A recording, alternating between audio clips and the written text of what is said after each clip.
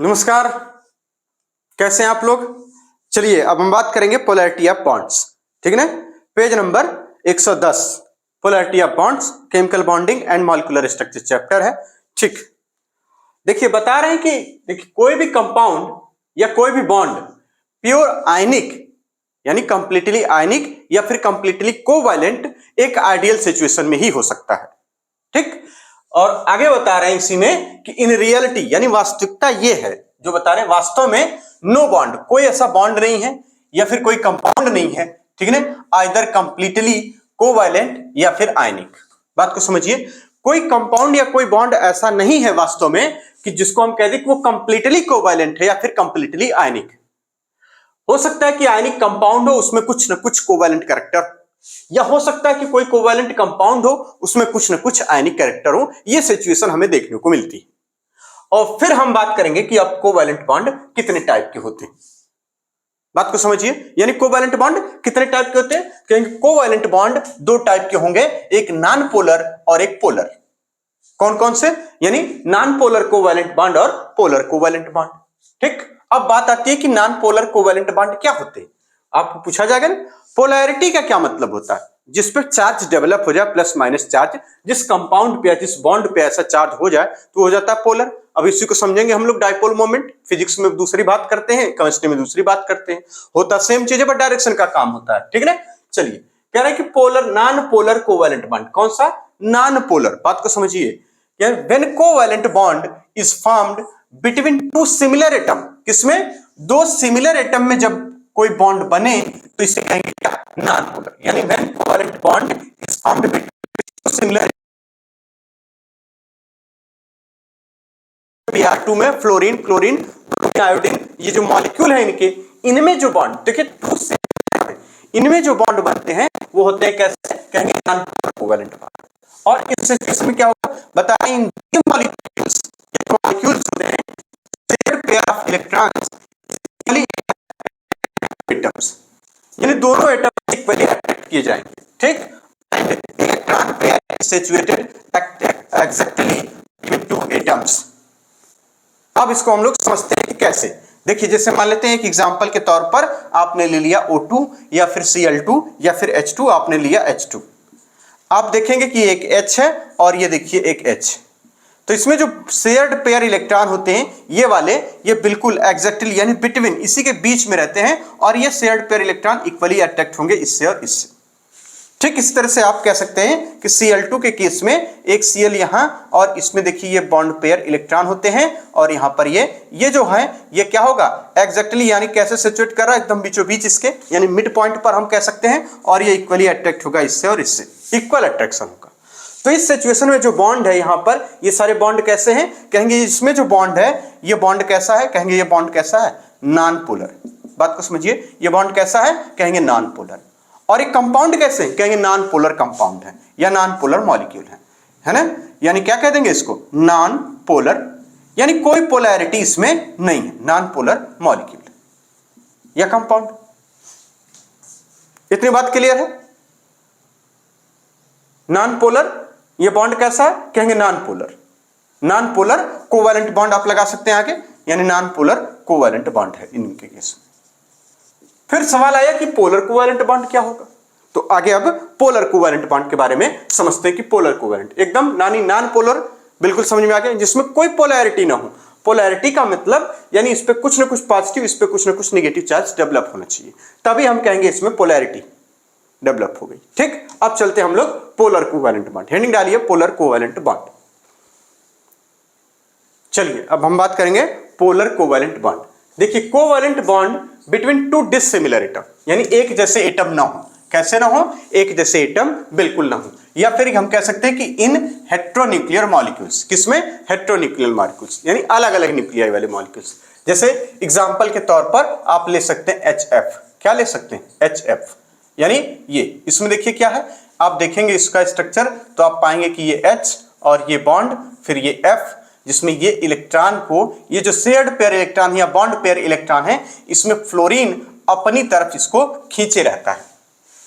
यानी इसकी वजह से क्या होगा, इसमें इस पे पॉजिटिव चार्ज डेवलप हो जाता है और इस पे भी एक नेगेटिव चार्ज डेवलप हो जाता है। यानी ये मॉलिक्यूल कैसा हो गया, कहेंगे ये पोलर मॉलिक्यूल हो गया। यानी इसमें क्या हो गई, पोलर हो गया। और ये बॉन्ड कैसा है, कहेंगे पोलर बॉन्ड है। यानी यहां पे क्या हो जाएगा, पोलर कोवैलेंट बॉन्ड। क्या हो जाता है, पोलर कोवैलेंट बॉन्ड।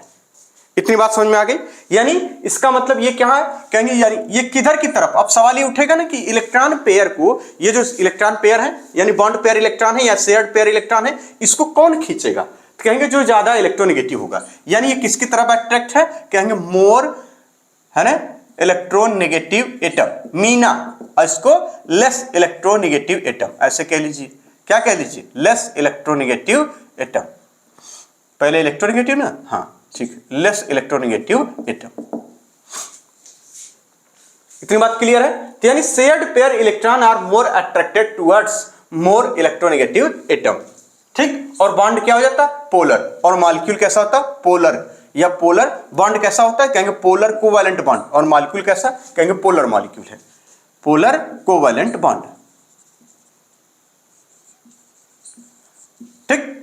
यानी as a result of polarisation, ये इसमें क्या हो गई, यानी पोलैरिटी डेवलप हो गई, एक पोलराइजेशन आ गया। तो हम कहेंगे as a result of polarisation molecule possess dipole moment. उसमें अंदर क्या आ जाएगा, डाइपोल मोमेंट। अब सवाल ये उठता है कि डाइपोल मोमेंट क्या होता है, बड़े आराम से समझ में आ रहा है। यानी पोलर कोवैलेंट बॉन्ड, कहेंगे polar covalent bond between two dissimilar atom, या फिर हेटेरोन्यूक्लियर मॉलिक्यूल। जैसे कि HF में आपने देखा कि ये फ्लोरीन है जो कि मोर इलेक्ट्रोनेगेटिव एटम है ना, हाइड्रोजन की अपेक्षा।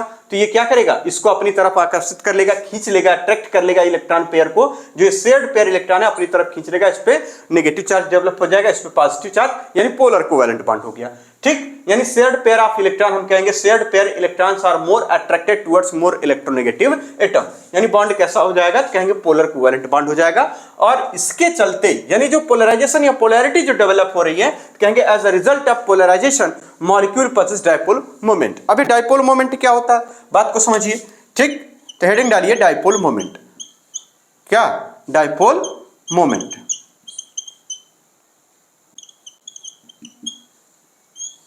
जिसको हम कैसे डिनोट करते हैं, यहां म्यू से।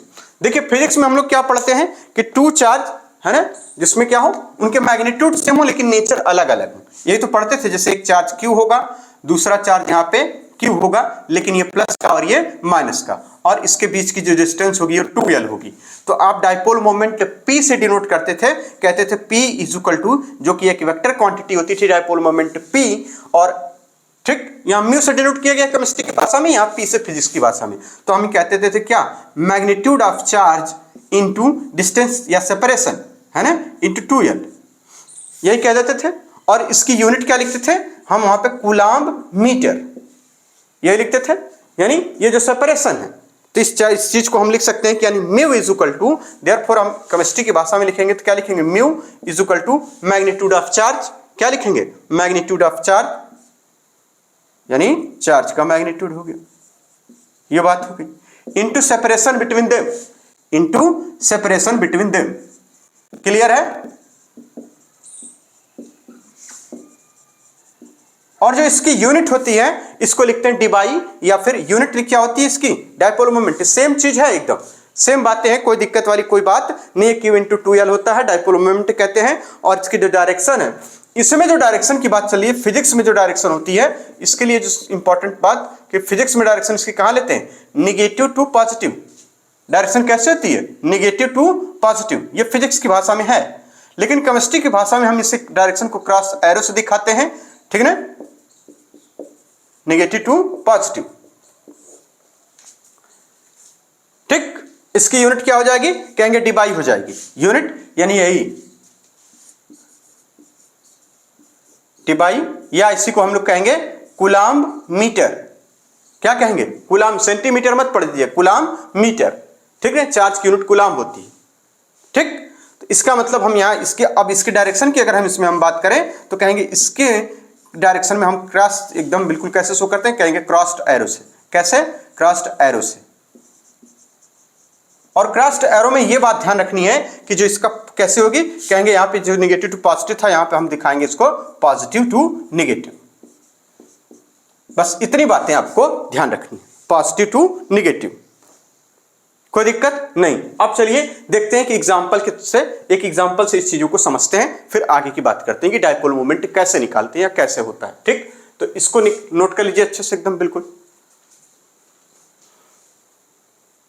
चलिए कुछ एग्जांपल, फिर आगे और बातें करेंगे, ठीक ना। तो एग्जांपल के तौर पर आप देख सकते हैं यहाँ पे एग्जांपल जो हम ले रहे हैं, जैसे HF, और इसमें आपको डायपोल मोमेंट की डायरेक्शन को दिखाना है। तो आप क्या कहेंगे कि यहाँ पे H आपने बना लिया, और ये देखिए यहाँ पे फ्लोरीन मॉलिक्यूल है, और यहाँ ये अट्रैक्ट किया हुआ है, यानी इलेक्ट्रॉन को अट्रैक्ट किया हुआ है। कौन? फ्लोरीन। कौन अट्रैक्ट किया? फ्लोरीन। तो हम इसको कैसे दिखा लेंगे? क्रॉस्ड एरो से, यानी ये इधर की तरफ ये अट्रैक्ट, ये, ठीक है। यानी डायपोल मोमेंट की डायरेक्शन क्या है? कहेंगे पॉजिटिव टू नेगेटिव। इस पे कैसा चार्ज डेवलप हो जाता है? कहेंगे डेल्टा नेगेटिव, और इस पे डेल्टा पॉजिटिव। तो ये प्लस से इसके माइनस की तरफ हम दिखाते हैं। तो ये जिसका क्रॉस है, यानी इसको हम दिखाते हैं पॉजिटिव की तरफ, और ये जो इसका एरो है वो हम दिखाते हैं क्या? नेगेटिव की तरफ। बिल्कुल क्लियर है, कोई बात यहाँ पे, ठीक ना। तो क्या इसका मतलब, अगर हम ये कहते हैं कि जैसे HF HCl हम सब में हम दिखा लेंगे, जैसे आप HCl भी ले सकते हैं, ठीक है ना, HCl, तो क्या हमेशा ये इसी तरीके से दिखाएंगे? एक ही ऐसे ही सवाल आएगा ना आपको दिमाग में। तो बताया जा रहा है कि in case of poly atomic molecule, जिसमें बहुत सारे एटम्स हो, कोई मॉलिक्यूल हो जिसमें बहुत सारे एटम्स हैं, उसके केस में क्या होगा? कहेंगे individual dipole moment of bonds, है ना, is known as bond dipoles. उसे क्या कहते हैं हम लोग? बॉन्ड डायपोल कहते हैं। यानी हर एक उसमें डायपोल मोमेंट क्या कहलाएगा? उसका बॉन्ड डायपोल। यानी individual dipole moment of bonds is known as bond dipole. क्या कहलाएगा? बॉन्ड डायपोल कहलाएगा। ठीक, in such case net dipole moment क्या होगा? कहेंगे vector sum of dipole moment of each bonds. यानी इन सच केस, ऐसे केसेस में जो नेट डायपोल मोमेंट होता है वो क्या होता है? कहेंगे वेक्टर सम होता है किसका? Dipole moment of each bond. जैसे फॉर एग्जांपल H2O का केस देख लीजिए। फॉर एग्जांपल कह रहे हैं H2O में जब आप इसका स्ट्रक्चर बनाएंगे तो आप पाते हैं कैसे, यानी ये देखिए O रहता है और यहाँ H इस तरीके से दिखाया जाता है। ठीक, थोड़ा सा इसको नीचे बनाएं और इसमें बहुत सारी चीजें आपको दिखानी होंगी। यानी ये रहा ऑक्सीजन, ये रहा ये, और ये H। ठीक, तो इसके डायरेक्शन किधर? कौन किसको अट्रैक्ट करेगा? कहेंगे जो शेयर्ड पेयर इलेक्ट्रॉन है उसको ऑक्सीजन अट्रैक्ट अपनी तरफ कर लेता है। तो इसको दिखाना है इस अट्रैक्शन को, तो कैसे दिखाएंगे? कहेंगे क्रॉस्ड एरो से दिखाएंगे, और क्रॉस्ड एरो से दिखाने का तरीका जो है वो सिंपली ऐसे दिखा दीजिए। यानी ये चूंकि ये वेक्टर क्वांटिटी है तो इसका, यानी ये क्या है? कहेंगे ये बॉन्ड डायपोल है। ये एक क्या है? कहेंगे ये बॉन्ड डायपोल है। देखिए यहाँ पे क्या है, इसका क्या नाम दे देंगे? कहेंगे ये है बॉन्ड डायपोल। यानी एक बॉन्ड डायपोल ये, एक बॉन्ड डायपोल ये, और इन दोनों का वेक्टर सम करेंगे तो यानी नेट डायपोल मोमेंट आ जाएगा H2O में।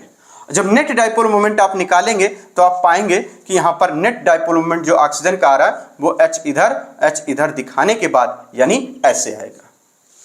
दिखाने का तरीका है इसका, कोई दिक्कत नहीं।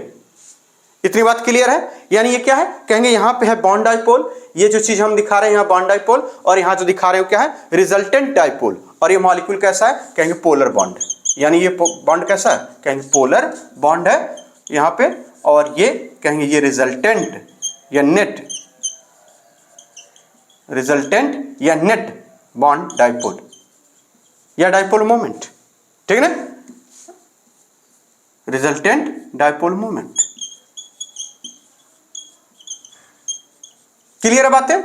कोई दिक्कत बिल्कुल नहीं। यानी इसका मतलब in such cases net dipole moment is equal to vector sum. इसका और इसका वेक्टर सम किया गया है, और वेक्टर सम आप जानते हैं अगर a और b वेक्टर होता है तो कहते हैं उनका जो r होता है वो रूट में होता है क्या? a square plus b square, और उसके बाद प्लस का 2ab cos थीटा। ठीक, तो इसके बीच में कोई एंगल होगा। तो इतना ज्यादा इसमें केमिस्ट्री में सवाल तो नहीं बनते, वहां फिजिक्स में सवाल बनते हैं P1 P2 करके। तो यहाँ सेम P है, a और b सेम हो जाए तो ये सारी चीजें बनती हैं वहां पे, है ना। तो जो हम केमिस्ट्री में चूंकि इस तरीके के न्यूमेरिकल सवाल नहीं बनते, सिर्फ डायरेक्शन हमें दिखानी है, और हम ये समझ गए कि ये चीज है बॉन्ड डायपोल, ये भी बॉन्ड डायपोल, ये इसके रिजल्टेंट यानी रिजल्टेंट डायपोल मोमेंट है। और ये मॉलिक्यूल कैसा है? कहेंगे ये पोलर मॉलिक्यूल है, और ये बॉन्ड कैसा है? कहेंगे पोलर बॉन्ड है। क्लियर है बातें एकदम?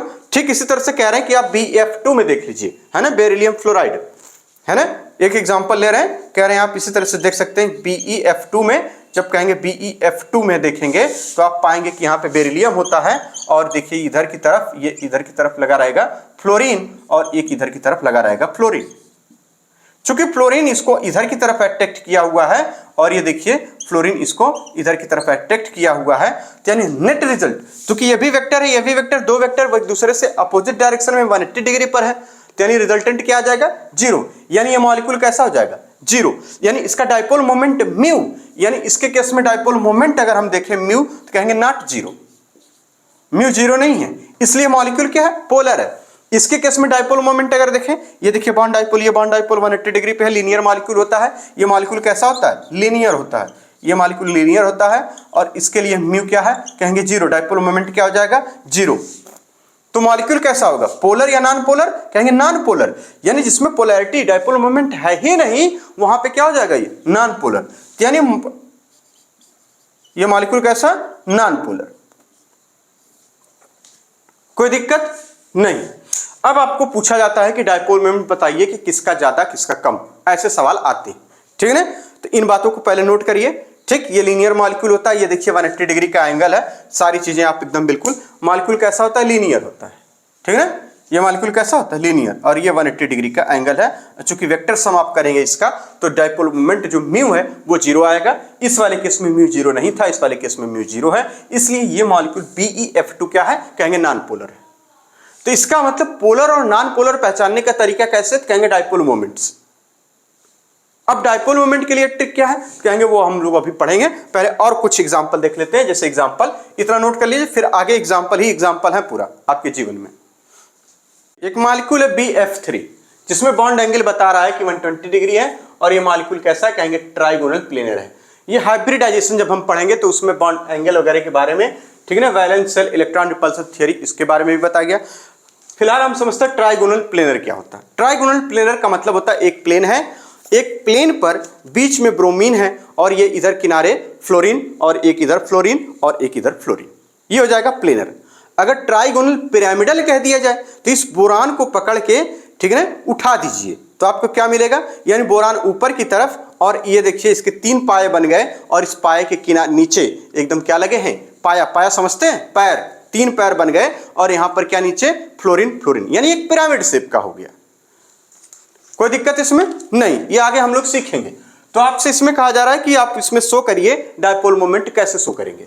तो आप पाएंगे यहां पर कि ये चूंकि ये ब्रोमीन है, सॉरी बोरान है, सॉरी बोरान है ना, और इस तरीके से यहां फ्लोरीन दिखा लीजिए और इस तरीके से फ्लोरीन। और हमें पता है कि चूंकि जो फ्लोरीन है वो मोर इलेक्ट्रोनेगेटिव एटम है और ये क्या करेगा, अपनी तरफ बॉन्ड को, यानी बॉन्ड पेयर इलेक्ट्रॉन को अपनी तरफ खींच लेगा और ये इसकी यही डायरेक्शन क्या हो जाएगी, इसकी डाइपोल मोमेंट की डायरेक्शन हो जाएगी। चूंकि ये क्या है, डाइपोल मोमेंट सभी के सेम है और ये एंगल कितना है इसमें 120 डिग्री का, और ये मान लीजिए P है और ये भी मान लीजिए P है। तो आप वेक्टर के केस में पढ़ के आए हैं, जब आप फिजिक्स में वेक्टर पढ़ रहे थे तो आपको पता है कि अगर कोई वेक्टर A ऐसे रखा हो, कोई वेक्टर B ऐसे है, ठीक, और उनके बीच का जो एंगल है थीटा, इसको A मान लीजिए, इसको B मान लीजिए वेक्टर, ठीक है ना, इस तरीके से शो करते थे। इसका जो रिजल्टेंट आता था R, ठीक, तो हम लिखते थे R vector is equal to vector A और प्लस वेक्टर B, ठीक। पैरेललोग्राम मेथड से R की जो वैल्यू निकालते थे उसमें R इज इक्वल टू आता है रूट में, ठीक, रूट में क्या, A स्क्वायर और plus B square plus 2AB cos theta, यानी सारा कुछ मामला cos थीटा पर डिपेंड करेगा। cos, क्योंकि A और B तो फिक्स्ड है, कम ज्यादा हो सकते हैं। अब एक सिचुएशन ऐसी है कि when A is equal to B, तो R कितना आता था, इसको कैलकुलेट करेंगे तो R आता था कितना, A, फिर उसके बाद 2A cos थीटा बाई 2, यानी 2F cos थीटा बाई 2 ऐसे रखते थे ना उसको, तो यहां लिख देंगे 2A cos थीटा बाई 2, ये R आ जाता था। कब, जब ये A और B दोनों सेम हो। तो यहां पर क्या है, ये P और P सेम है, 120 डिग्री का एंगल है, ठीक। तो इसका मतलब, यानी ये 120 डिग्री का एंगल है, तो इसका मतलब ये एक इसका रिजल्टेंट जो आएगा इसका और इसका, इसको मान लेते हैं P और यहां पे RP रिजल्टेंट डाइपोल मोमेंट है ना, तो ये म्यू P निकाल लें इसका, और इधर की तरफ म्यू, इसका ये है, यानी ये P है, ठीक। कोई दिक्कत, तो इसका रिजल्टेंट आप निकालेंगे तो कैसे निकालेंगे, इसी से लिए यानी mu P is equal to कितना कहेंगे 2p, और यहाँ पे a है, ठीक उसी की जगह हमने यहाँ पे p रख दिया, यानी 2p cos थीटा बाई 2। चूंकि cos थीटा कितना है 120 डिग्री, तो यानी 120 डिग्री का आधा करेंगे तो कितना हो जाएगा cos 60 डिग्री, यानी इसी से हम लगा दे रहे हैं सीधे सीधे। चलिए एक लाइन और लिख दे रहे हैं, इसमें कोई दिक्कत वाली बात है नहीं, कुछ चला नहीं जाएगा उससे, ठीक है ना। यानी डायपोल मोमेंट सिर्फ इनके बीच का आ जाता है, कहेंगे 2p cos और यहाँ पे 60 डिग्री और यहाँ cos 60 डिग्री की निकालेंगे तो क्या हो जाएगा mu p is equal to कितना, ठीक cos 60 डिग्री की वैल्यू 1/2 है ना, तो 2p इंटू 1/2 और एक खत्म, यानी म्यू p भी क्या हो जाएगा, यानी इसके जो डायपोल मोमेंट है सिर्फ इनके बीच का वो आ जाएगा p।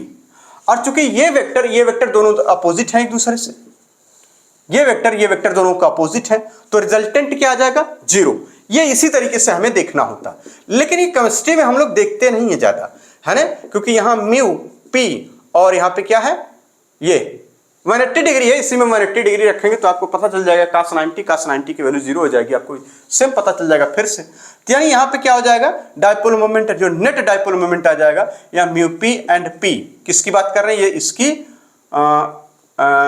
इसको कहाँ है ये यहाँ पे, और इसकी बात हो रही है, ठीक है। ये दूसरे से कैसे है, ये 180 डिग्री पर है, इसलिए नेट डायपोल मोमेंट इसमें 0। तो BF3 मॉलिक्यूल में कहेंगे पोलर है या नॉन पोलर, कहेंगे BF3 मॉलिक्यूल, इसका मतलब ये जो बोरान है ट्राइफ्लोराइड है BF3 है, ये क्या हो जाएगा, कहेंगे इसका जो डायपोल मोमेंट है 0 मॉलिक्यूल कैसा है, कहेंगे नॉन पोलर। अब सवाल ये उठता है क्या हर बार इसी तरह से निकालते हैं, ये तो हो गया देखने का तरीका बेसिक, है ना, आर्थो मेटा पैरा हो सिस हो ट्रांस हो सब इसी तरह से देखे जाते हैं। ये तो सिर्फ एंगल का अनुमान लगा के ही आपको पता चल जाएगा कि एंगल कम ज्यादा हो रहा है तो डायपोल मोमेंट भी कम ज्यादा होगा, ये तो बात ही होगी। इतना ज्यादा डिटेल में न्यूमेरिकल या केमिस्ट्री में इस तरह से सवाल नहीं आते, ये सिर्फ बताने का तरीका था कि ये कैसे किया जाता है। चूंकि वेक्टर है तो वेक्टर का तरीका क्या, वेक्टर का क्या आइडिया है, ठीक। तो इन बातों को नोट करिए। अब आगे चलते हम लोग, एक बड़ा स्पेशल केस है लिख रहे हैं ना NF3 और NS3 में, ठीक है ना, इसको नोट कर लीजिए अच्छे से। चलिए अगला सवाल है कि NF3 और NS3 जो कि पिरामिडल शेप के होते हैं, फिर भी अमोनिया का डायपोल मोमेंट NF3 से ज्यादा है, ऐसा क्यों। चलिए देखते हैं, इनके स्ट्रक्चर में ये सारी बातें पता चल जाएंगी। जब आप स्ट्रक्चर बनाएंगे इसका, किसके लिए बना रहे हैं, पहले अमोनिया का, आप पाएंगे कि ये देखिए यहाँ पे होता है एक नाइट्रोजन, और थोड़ा सा साफ और अच्छा बनाना होगा ताकि समझ में सारी बातें आए। यहाँ हो जाएगा नाइट्रोजन, और इसके बाद चूंकि क्या है पिरामिडल शेप का है, तो आपको पता चल गया कि पिरामिडल मतलब ये एक इधर की तरफ आप दिखा लेंगे और एक ऐसे दिखा लेंगे, है ना। इसको देखिए सॉलिड वेज से दिखाया गया है ना। इसका मतलब ये क्या है, 3 पाए, ये ऐसे 2 ऐसे दिख रहे हैं, यानी ऐसे लगा दीजिए, एक खुद एक लाइन ये एक लाइन ऐसे, बात को समझिए। मतलब ये 3 पेन ऐसे पकड़ लीजिए और इसको दिखा लीजिए, ये ऐसे, ये ऐसे, ये क्या स्ट्रक्चर है, कहेंगे पिरामिडल है। देखिए एकदम आराम से पिरामिडल, इस तरीके का जो स्ट्रक्चर होता है उसे पिरामिडल। तो इसी को बनाने का प्रयास है, तो इसको सॉलिड से दिखाया गया है या आप इसे दिखा लेंगे। तो क्या है यहाँ पे, कहेंगे अमोनिया हम बना रहे हैं, क्या बना रहे हैं, अमोनिया NH3, ठीक। ये सॉरी हाइड्रोजन, यहाँ पे भी हाइड्रोजन और यहाँ पे भी हाइड्रोजन, और इसके पास एक लोन पेयर होता है, तो लोन पेयर इसको हम दिखाते हैं ऐसे, एक ऑर्बिटल में लोन पेयर है। चूंकि नाइट्रोजन ज्यादा इलेक्ट्रोनेगेटिव है हाइड्रोजन की अपेक्षा, तो ये क्या होगा, देखिए इधर की तरफ ये बॉन्ड को खींचेगा, यानी बॉन्ड पेयर इलेक्ट्रॉन को अपनी तरफ खींचे रखेगा। ये हम लोग ऐसे इसको दिखा देंगे। ये बातें बिल्कुल क्लियर हो गई। अब ये जो चीज होती है, यानी ऑर्बिटल में बैठा हुआ लोन पेयर, ये क्या करेगा, ये अपनी तरफ खींचेगा इसको पूरे, है ना।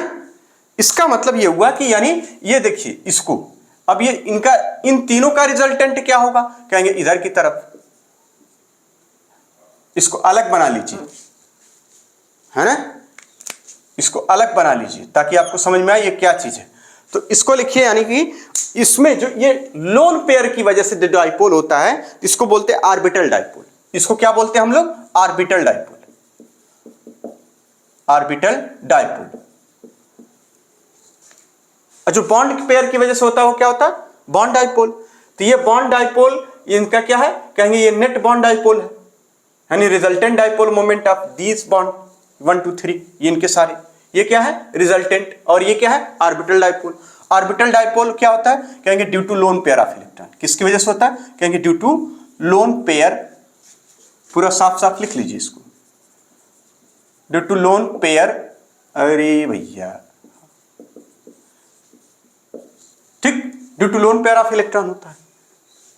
अगर आपसे पूछा जाए सॉरी ऑर्बिटल डाइपोल किसकी वजह से, तो क्या बोलेंगे, कहेंगे due to lone pair of electron की वजह से। और ये क्या है, कहेंगे ये बॉन्ड डाइपोल है। इसको क्या लिखेंगे, कहेंगे ये बॉन्ड डाइपोल है। और ये क्या है, कहेंगे रिजल्टेंट ऑफ बॉन्ड डाइपोल, यानी रिजल्टेंट डाइपोल मोमेंट ऑफ, यानी म्यू आर, इसको लिख दीजिए म्यू आर, यानी resultant dipole moment of bond dipole. Clear है बात। अब देखिए इसमें जो ये रिजल्टेंट है और ऑर्बिटल डाइपोल है, इन दोनों की डायरेक्शन क्या है, सेम है। दोनों की डायरेक्शन क्या है, सेम है। तो इस बात को लिख लीजिए, यानी orbital dipole and net bond dipole या resultant bond dipole are in the same direction. इस बात को यहां लिख लीजिए। इसमें आपको क्या देखने को मिल रहा है, यानी orbital dipole and resultant dipole moment are in the same direction. ठीक, अब चलते हैं NF3 मॉलिक्यूल में, यानी सारी चीजें आपको क्लियर हो गई, तो इसलिए NF3 का तुरंत आप बना लेंगे। कैसे कैसे बनाएंगे, बिल्कुल आसानी से बना लेंगे। ये सीटी क्यों मार रहा है भाई, तो यहां पर ये इस तरह से आपने बना लिया, और ये देखिए एक फ्लोरीन बना लिया, और ये फ्लोरीन इधर और ये फ्लोरीन इधर। तो आपको पता है कि सारी बातें तो क्लियर है कि यहां पर अगर हम दिखाएंगे तो यहां पर ये क्या होगा, fluorine is more electronegative than nitrogen, therefore ये अट्रैक्ट करेगा इलेक्ट्रॉन को अपनी तरफ, यानी इस तरीके से ये कौन से इलेक्ट्रॉन को, बॉन्ड पेयर इलेक्ट्रॉन को अपनी तरफ अट्रैक्ट कर लेगा, और इनका एक नेट रिजल्टेंट जो है वो इधर की तरफ बनेगा। और इसमें जो डाइपोल है ये क्या होता है, कहेंगे यानी अवे फ्रॉम द न्यूक्लियाई होता है। यह इसकी डायरेक्शन क्या होती है, अवे फ्रॉम न्यूक्लियस। इसकी डायरेक्शन अगर हम बात करें ऑर्बिटल डाइपोल की, तो इसको लिख दीजिए अवे फ्रॉम न्यूक्लियस,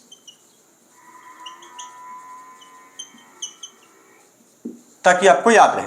तो यानी ये, यानी इसका मतलब ये जो म्यू आर है, ये देखिए म्यू आर, और ये जो म्यू डाइपोल मोमेंट यानी ऑर्बिटल डाइपोल, इसको लिख रहे थे आप ऑर्बिटल डाइपोल, ये दोनों क्या हैं, एक दूसरे से अपोजिट है। जब यानी म्यू आर, जिसको म्यू रिजल्टेंट, इन तीनों का रिजल्टेंट जो इधर की तरफ है, और ये वाला, ये क्या है, एक दूसरे से अपोजिट है। तो यानी इसका मतलब अपोजिट होने की वजह से, यानी इस पे जो नेट डाइपोल मोमेंट होगा वो इसकी वजह से कम हो जाएगा। यानी इसका भी और इसका भी नेट निकालेंगे, तो यानी जाहिर सी बात है, इधर की तरफ अगर हम मान लें कि ये 10 न्यूटन का फोर्स लगा के इसको खींच रहे हैं, और ये आ गया इसमें 4 न्यूटन का कम कर दिया, तो बताइए 10 में से 4 गया, 6 न्यूटन बचा टोटल। ठीक, इसमें ये 10 न्यूटन को खींच रहे हैं अपनी तरफ, और यहाँ कितना 4 न्यूटन लिए थे, कितने 10 न्यूटन है ना, 10 न्यूटन का, तो इसमें 4 न्यूटन कम कर दिया। तो आप समझ रहे हैं ना कुल मिला के बाद, यानी मतलब ये दो कितना ले लें, ऐसा सेट करिए किया जाए, मतलब ये 10 न्यूटन, ये भी 10 न्यूटन, ये भी 10 न्यूटन, 3 फोर्स लगा के नीचे की तरफ खींचा जा रहा है, और एक फोर्स है ऊपर की तरफ। तो यानी कुल यहां पर अगर हम कह दें कि 30 न्यूटन का फोर्स नीचे की तरफ लगाया जा रहा है, जबकि एक फोर्स यहां 10 न्यूटन का ऊपर की तरफ लगा हुआ है, तो नेट कितना आ जाएगा, यानी 30 - 10 बराबर 20 न्यूटन। ठीक इसी तरीके से जबकि इसमें क्या है, कहेंगे ये 10 का है, तो ये 10 इधर ही की तरफ है, तो यानी 30 ये और प्लस 10 ये 40, यानी इधर की तरफ नेट फोर्स 40, और इसमें नेट फोर्स कितना आ गया 30। तो इसका इसी तरीके से हम कह सकते हैं कि डाइपोल मोमेंट को भी समझ लेंगे कि यानी इधर की तरफ डाइपोल मोमेंट इसमें क्या है, कम है। क्यों, क्योंकि यहाँ पे नेट डाइपोल मोमेंट और ऑर्बिटल डाइपोल मोमेंट एक दूसरे से अपोजिट है। इसमें क्या है, नेट डाइपोल मोमेंट और ऑर्बिटल डाइपोल एक दूसरे क्या है, एकदम सेम डायरेक्शन में। तो इस बात को लिखिए यहाँ पे, यानी ऑर्बिटल डाइपोल एंड रिजल्टेंट ठीक dipole are in opposite direction. इस बात को यहां लिखिए, orbital dipole and resultant dipole are in opposite direction. ठीक, opposite direction. Therefore, effect of resultant NF bond moment decrease, ठीक। देयरफॉर नेट डाइपोल मोमेंट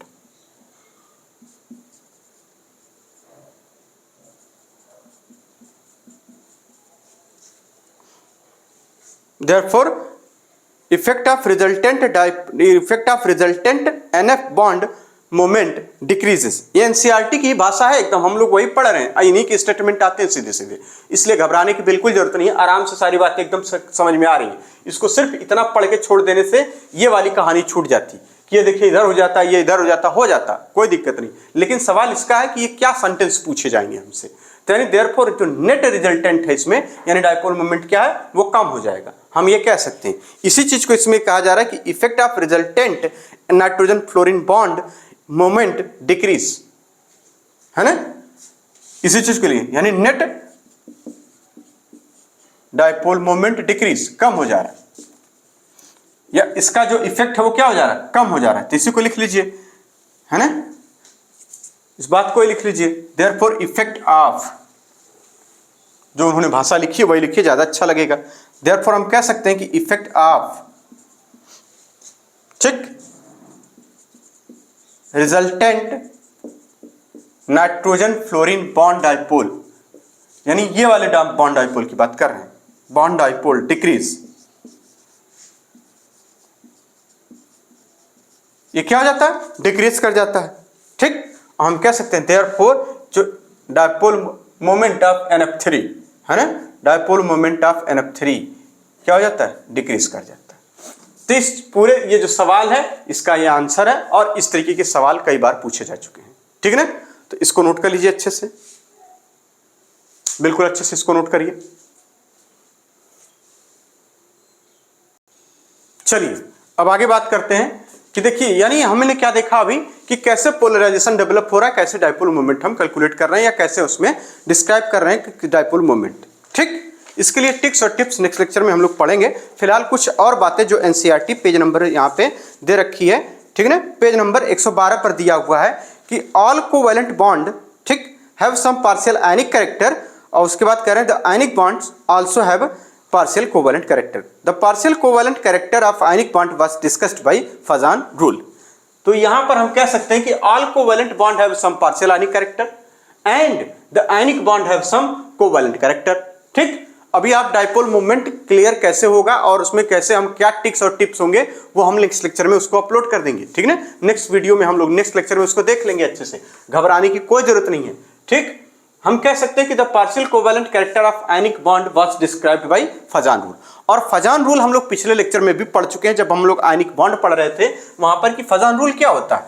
तो Fazan rule से हम डिस्कस करते हैं कि covalent character in ionic bond, किसी आयनिक कंपाउंड में या किसी आयनिक बॉन्ड में जो कोवैलेंट कैरेक्टर है वो क्या होता है, या फिर इसी को हम लोग कहते थे यानी पोलराइजेशन, क्या कह देते थे, पोलराइजेशन। और हमको पता है कि covalent character in ionic compound या फिर polarisation is directly proportional to किसके होता है, साइज ऑफ एनायन, यानी साइज ऑफ एनायन का साइज जितना ज्यादा या जितना बड़ा होगा उसकी पोलराइजेशन ज्यादा होगी और उसमें कोवैलेंट कैरेक्टर भी ज्यादा होगा। लेकिन साथ में कैटायन भी तो देखना है, यानी inversely proportional to size of cation, and साथ ही साथ हम ये कहेंगे कि directly proportional to charge on cation and anion, यानी मैग्नीट्यूड इसका, किसका, इसका। ये तीनों बातें हम ध्यान रखेंगे फजान रूल के लिए। यानी फजान रूल क्या बताता है, कहेंगे फजान रूल ये बताता है कि covalent character in ionic compound या फिर पोलराइजेशन कैसे देखना होता है, यानी साइज ऑफ एनायन देख लीजिए, साइज ऑफ कैटायन देख लीजिए, या फिर हम ये कह लें कि magnitude of charge on cation या एनायन।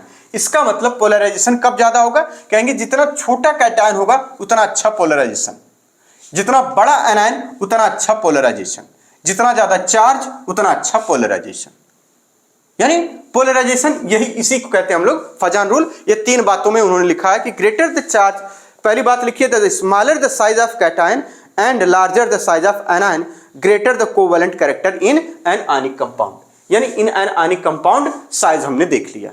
फिर आगे बता रहे हैं the greater the charge on cation, greater the charge on cation the greater the covalent character of ionic bond for cation of some element. अब देखिए नोट, कुछ element करिए for cation of some element, जैसे like, है ना, मान लीजिए अगर कोई कैटायन ऐसा हो जिसका चार्ज और साइज सेम हो जाए, कुछ कैटायंस ऐसे हों जिनमें चार्ज और साइज सेम हो जाए, तो हम क्या करेंगे, यानी बात को समझिए, यानी for cations of same charge and size, इसके लिए क्या करेंगे कि cations with electronic configuration n-1 Dn और ns0, है ना, और ये कैटायंस कहां बिलोंग करते हैं, कहेंगे मोस्टली ये होते हैं ट्रांजिशन मेटल के। बात को समझिएगा, for cations have same charge and size. पहली बात, अभी इसके एप्लीकेशन के बारे में भी बात होगी, पीछे भी हम लोग पढ़ चुके हैं, ये बार बार आ रहा है, बार बार पढ़ेंगे, जितनी बार आएगा उतना बार पढ़ना पड़ेगा, सीधी सी बात, एनसीईआरटी का तो ये रूल है ना। यानी हम क्या पढ़ रहे हैं कि हम पढ़ रहे हैं कि covalent character in ionic compound, ये किसने बताया था, कहेंगे फजान रूल से डिस्क्राइब होता है। अब covalent character in ionic compound हम देखते हैं, साइज ऑफ एनायन जितना बड़ा होगा कोवैलेंट कंपाउंड होगा, साइज ऑफ कैटायन से भी देख लेंगे, चार्ज से भी देख लेंगे। लेकिन अगर for cations of same charge and size तो क्या होगा, तो कहेंगे कैटायंस विद इलेक्ट्रॉनिक कॉन्फ़िगरेशन जिसका कैसा हो, ns-1 Dn और उसका n, ये n क्या है, 1 2 3 जिसमें नंबर ऑफ इलेक्ट्रॉन है, ये n क्या है, कहेंगे नंबर ऑफ सेल है, ठीक है, ns0। और ये कैटायंस कहां हो सकते हैं, कहेंगे ट्रांजिशन मेटल में। इसका मतलब यानी cations with electronic configuration this, यानी n-1 D10 ns0 have more polarising power, ठीक, have more polarising power than किससे, have more polarising power than किससे, कैटायंस हैव, जिसका cations with electronic configuration ns2 np6। बात क्लियर हो रही, फिर से एक बार देखिए, यानी for cations of same charge and size, cations with electronic configuration n-1 Dn ns0, ये कैटायंस कहां हो सकते हैं, कहेंगे ट्रांजिशन मेटल में। यानी कोई ट्रांजिशन मेटल का कैटायन हो, कोई एल्कली मेटल का कैटायन हो, दोनों की साइज और चार्ज सेम हो, तो आप बताइए पोलराइजेशन किसमें ज्यादा होगा, तो कहेंगे कि कैटायंस विथ इलेक्ट्रॉनिक कॉन्फ़िगरेशन जिसका n-1 Dn होगा, ns0 होगा, have more polarising power than किससे, cations with electronic configuration ns2 np6। और ये कैटायंस कहां होते हैं, कहेंगे एल्कली मेटल्स के हो सकते हैं, एल्कलाइन अर्थ मेटल्स के हो सकते हैं। यानी दो कैटायंस हैं, एक एल्कली मेटल का और एक ट्रांजिशन मेटल का, दोनों की साइज सेम है और दोनों का चार्ज सेम है, तो बताइए पोलराइजिंग पावर किसकी होगी, तो जिसका कॉन्फ़िगरेशन इसके जैसा होगा उसकी पोलराइजिंग पावर ज्यादा होगी, और इससे जिसका कॉन्फ़िगरेशन इससे जिसका कॉन्फ़िगरेशन इस टाइप से हो। क्लियर बात, कोई दिक्कत, यानी ये कौन से हो सकते हैं, कहेंगे एल्कली मेटल्स हो सकते हैं या एल्कलाइन अर्थ मेटल्स हो सकते हैं। इन बातों को नोट कर लीजिए। अब आगे चलते हैं, कुछ बात और समझ लेते हैं, कैटायंस क्या करता है और एनायंस क्या करता है, ठीक, तो इसको नोट कर लीजिए, फिर एप्लीकेशन देखते हैं। चलिए देखिए, आगे बताया जा रहा है कि कैटायन क्या करता है, पोलराइज करता है, किसको, एनायन को, कैसे, by pulling the electronic charge towards itself, है ना, ये by pulling the electronic charge towards itself and increase the electronic charge between two, यानी इलेक्ट्रिकल चार्ज दोनों के बीच में बढ़ा देता है। कैसे होगा, देखिए ये है कैटायन, ये क्या, स्मॉल कैटायन, इसको लिख लीजिए एकदम साफ साफ, स्मॉल, ये पीछे हम लोग इसको डिस्कस भी कर चुके हैं, अच्छे से समझ भी चुके हैं, ठीक है ना, यानी small cation having polarising power, इसके अंदर होती भी है, यानी कैटायन के पास क्या होती है, कहेंगे polarising power, having polarising power.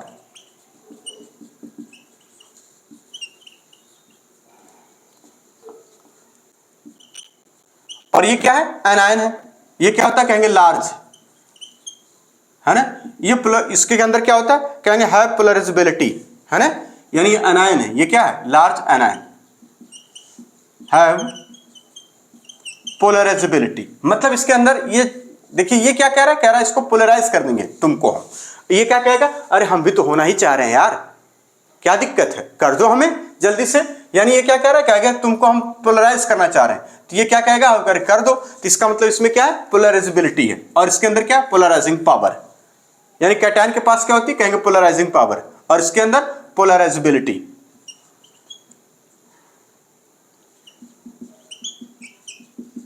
ठीक, पोलराइजेबिलिटी, ठीक, ये, और ये क्या हो गया, देखिए यहां पे पोलराइज हो गया, ये यहां क्या हो गया, पोलराइज हो गया, इस तरह से बना लीजिए, ये प्लस चार्ज, ये माइनस चार्ज, यानी ये क्या होगा, पोलराइजेशन, ठीक, यही चीज होती है। अब हमने क्या देखा, हम पूरी बात करें तो यानी फजान रूल का, तो फजान रूल में यह है कि कोई भी कंपाउंड या कोई भी बॉन्ड जो आयनिक कोई भी कंपाउंड या कोई भी बॉन्ड जो आयनिक हो उसमें कोवैलेंट कैरेक्टर आपको डिस्क्राइब करना है। तो हमको ये देखना होगा कि पहले पोलराइजेशन पावर कैसे निकालते हैं या पोलराइजेशन। अब पोलराइजेशन के हमको पता कि क्या होता है पोलराइजेशन, यानी कोई भी कंपाउंड में, जैसे हमने कहा कि यहां पे एक ले लिया NaCl, जैसे LiCl, NaCl, ठीक, KCl, इस तरीके से।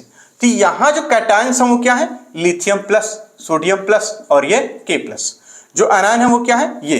तो अगर आपसे कहा जाए कि किसमें पोलराइजेबिलिटी या पोलैरिटी सबसे ज्यादा किसमें है, तो आप देख रहे हैं कि ये चीज है जो ये डाइपोल यानी प्लस माइनस चार्ज सेम है सब में, लेकिन फिर भी आपको ये बताना है कि कंपाउंड में पोलैरिटी सबसे ज्यादा कहां है।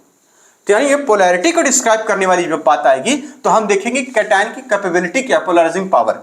तो हमें पता है कि कैटायन जितना छोटा होगा उसकी पोलराइजिंग पावर उतना ज्यादा होगी, आयन जितना बड़ा हो उसकी पोलराइजेबिलिटी उतनी ज्यादा होगी। तो आप पाएंगे कि इसमें जो ये लिथियम कैटायन है LiCl, ये इसमें सबसे छोटा लिथियम आयन है, जो सबसे छोटा है। और ये साइज, क्योंकि ये साइज इसकी सबके साथ सेम है, तो इसका साइज सब छोटा है, इसका साइज उससे बड़ा, इसका साइज सबसे बड़ा। यानी कैटायन का साइज अगर बढ़ता जाएगा तो उसकी पोलराइजिंग पावर कम होती जाएगी। और हमने सीखा कि covalent character in ionic compound या polarisation is directly proportional to size of anion, directly proportional होता है, inversely proportional to size of cation. यानी कैटायन की साइज जितनी छोटी होगी उतना ज्यादा पोलराइजेशन होगा, जब उतना ज्यादा पोलराइजेशन होगा तो उतना अच्छा कोवैलेंट कैरेक्टर होगा। तो इसका मतलब सबसे ज्यादा कोवैलेंट कैरेक्टर किसमें होता है, कहेंगे LiCl में। यही बात को डिस्क्राइब करने के लिए पूरा फजान रूल बना कि Fajans rule covalent character in ionic compound में, तो कहेंगे हमें यानी charge on cation and anion, ये देखिए, या फिर साइज देखिए किसका, कहेंगे कैटायन की या फिर एनायन की। कैटायन के इनवर्सली प्रोपोर्शनल, एनायन के यानी बहुत बड़ा अगर एनायन है तो और अच्छा है, बहुत छोटा कैटायन है तो और अच्छा है। तो इससे हम क्या डिस्क्राइब करेंगे, इससे हम किसका एक्सप्लेनेशन देंगे, तो कहेंगे covalent character in ionic compound. ठीक, तो आगे बता रहे हैं कि यानी कैटायन पोलराइजेस द आयंस, ठीक है, anion by pulling the electronic charge. ये अपने आप को इलेक्ट्रॉनिक चार्ज को खींच लेता है। ये देखिए इसकी जो स्फीयर है, ये जो शेप में बनाया जाता है ये खींच लेता है, ऐसे दिखाया जाता है, itself on increase the electric charge between to, और दोनों के बीच में इलेक्ट्रिक चार्ज को बना देता है या बढ़ा देता है। तो ये स्मॉल कैटायन है हैविंग पोलराइजिंग पावर, और ये लार्ज एनायन है जिसके अंदर पोलराइजेबिलिटी होगी। ठीक, तो आगे बता रहे हैं यहां पे कि इसका एप्लीकेशन क्या है, इसका एप्लीकेशन क्या है। सवाल ये उठता है कि इसका एप्लीकेशन क्या है, तो हम कहेंगे पोलराइजिंग पावर, या फिर इससे यानी पोलराइजिंग पावर या पोलराइजेशन से हम क्या देख लेते हैं, बात को समझिए, एप्लीकेशन की बात, जो कि हम पीछे पढ़ भी चुके हम लोग।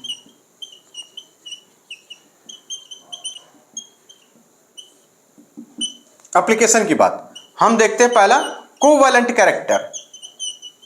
कोवैलेंट कैरेक्टर किसमें, इन आयनिक कंपाउंड।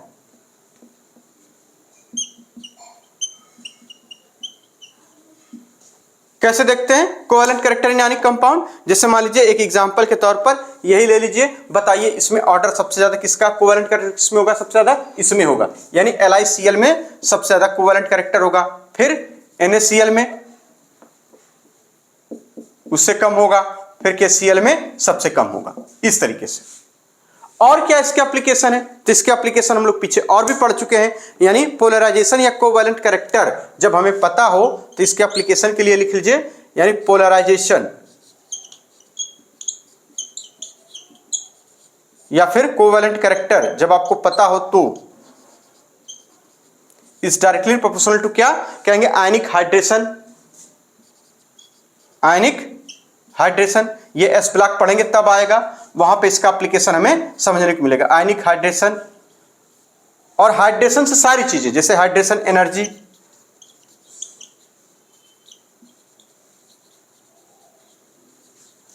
जैसे साइज ऑफ हाइड्रेटेड आयन,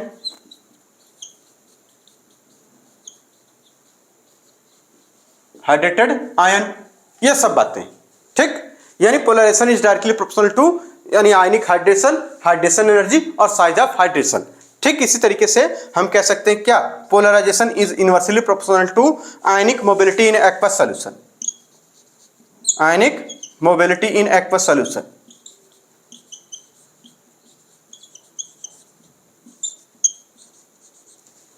बात क्लियर है। Ionic mobility in aqueous solution, इसको नोट करिए जरा, एक दो एग्जांपल से इसको समझ लेते हैं। और आयनिक बॉन्ड वाले लेक्चर में ये सारे के सारे काम हो चुके हैं, सारी की सारी चीजें हम लोग पढ़ चुके हैं अच्छे से, ठीक। तो इस हालांकि इससे सवाल बहुत कम आते हैं, इसलिए घबराने की जरूरत नहीं है। इस ब्लॉक में भी फिर से पढ़ने को मिलेगा, यानी जगह जगह पढ़ने को मिलेगा, यहां पर मिला और इसको हमने सीख लिया अच्छे से। अब आगे चलते हैं, कुछ एग्जाम्पल एक दो, फिर उसके बाद चलिए कुछ एग्जाम्पल देखते हैं सवालों के, ठीक। पहला है, कह रहे हैं लिथियम प्लस कामा बेरिलियम +2, उसके बाद क्या, लिथियम नहीं है, चलिए इसको हटा दीजिए। सोडियम प्लस कामा मैग्नीशियम +2, उसके बाद एल्युमिनियम +3। इसमें ऑर्डर ऑफ पोलराइजेशन सजाना है। दूसरा इसी तरह से ले रहे हैं, क्या यहां पे फ्लोरीन, क्लोरीन, ब्रोमीन माइनस, ये सब ऑर्डर ऑफ पोलराइजेशन, ठीक है ना। बड़े ध्यान से इसको देखिए, ठीक। एक एग्जांपल और ढूंढ ले, हाँ ठीक। लिथियम प्लस सोडियम प्लस, इसमें भी आपको सजाना है ऑर्डर ऑफ पोलराइजेशन। उसके बाद क्या आ जाएगा, पोटेशियम, रुबिडियम प्लस, उसके बाद सीजियम प्लस, इसमें सजा देना है।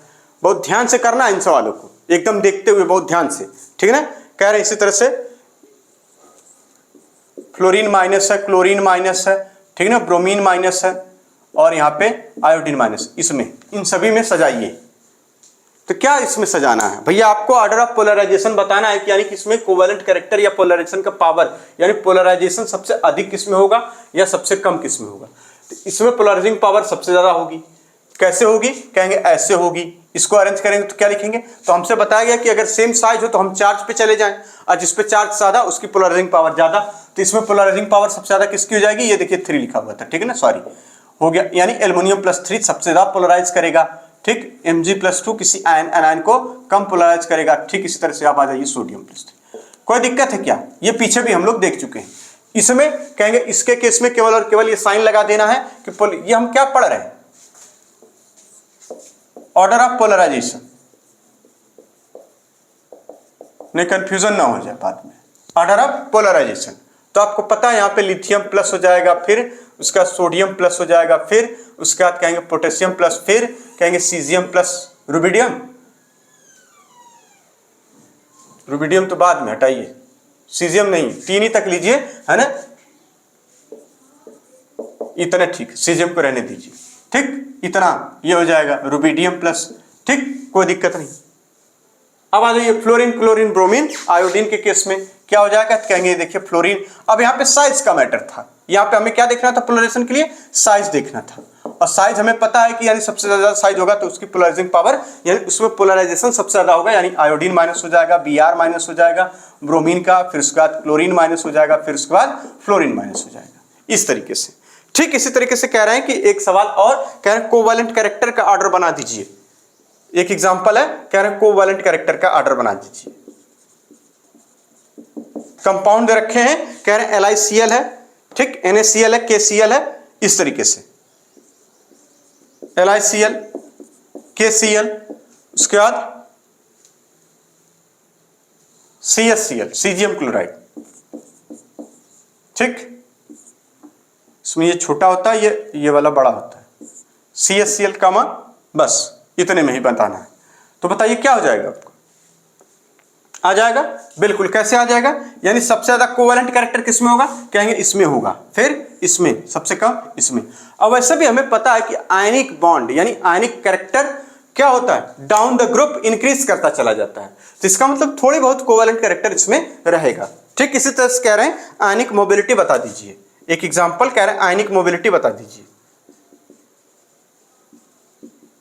आयनिक मोबिलिटी, आयनिक मोबिलिटी कह रहे हैं किसमें, एक्वस सॉल्यूशन में, ठीक है ना,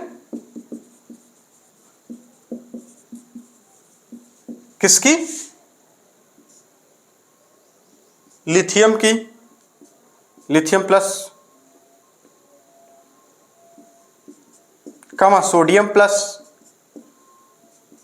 कमा पोटेशियम प्लस, और इस तरीके से सीजियम प्लस, इनमें तो आयनिक मोबिलिटी क्या होता है, कहेंगे पोलराइजेशन के ठीक इनवर्सली प्रोपोर्शनल होता है, यानी सबसे ज्यादा आयनिक मोबिलिटी किसकी हो जाएगी एक्वस सॉल्यूशन में, कहेंगे यहाँ पे सीजियम की, किसकी, सीजियम प्लस की, फिर उसके बाद पोटेशियम की आ जाइए, फिर उसके बाद सोडियम की ले आइए, और फिर उसके बाद लिथियम की सबसे कम होगी।